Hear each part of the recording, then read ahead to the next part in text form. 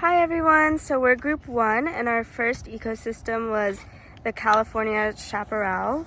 The California chaparral has a lot of shrubs and short bushes and it has a lot of cactus. It's really highly biodiverse, and because of this a lot of the temperatures are hot summers and low precipitation, and this is mainly seen in southwestern North America. And the plant we chose to focus in on was the coastal prickly pear. Right, and so with the coastal prickly pear in mind, we see that the bulbous sections are around like 7 inches at its widest point, and they tend to be kind of just like vertically facing upwards. And on each one, they have perpendicular spikes sticking out from the leaves, ranging from like 1 to 2.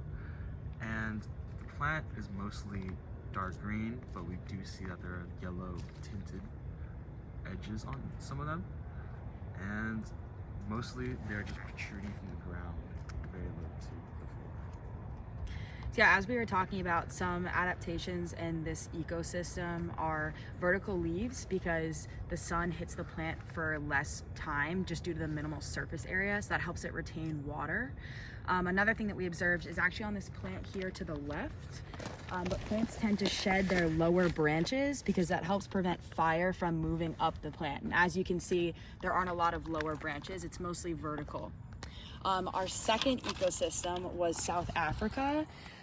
This is largely characterized by rocky soils, dry, hot, low precipitation. And the plant that we looked at is, one second, we're pulling it up. We have a drawing of our plant right here. As you can see, there's gravel on the ground rather than in California chaparral. We see lots of pine needles and leaves. Here in South Africa, we saw mostly gravel and dry ground. A big part of the adaptations was also the waxy coating on the leaves. So these are the leaves right here, and the waxy coating helps retain water, which is important in this ecosystem because of the dry and hot summers. Well, the main thing that we definitely see is that between both regions, the main emphasis is water retention from the waxy cover, its vertical leaves, and its thick leaves. So, and that's a common ground that we found, right? Yeah. Shark faces.